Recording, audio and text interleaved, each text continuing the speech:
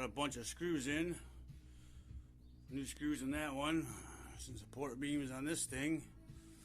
Now, I can start cutting more shit off and tackle on the main problem. First out, freeze guards.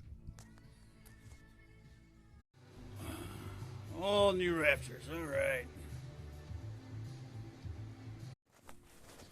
Alright, below us, that's problem solved. Now we're above where it was down there. I can walk on this shit. Oh, that fucking rubber's not the safest, but I'm gonna fix that too. This what's behind the sheets.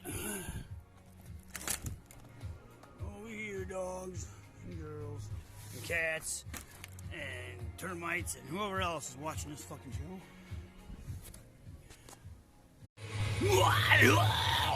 George gets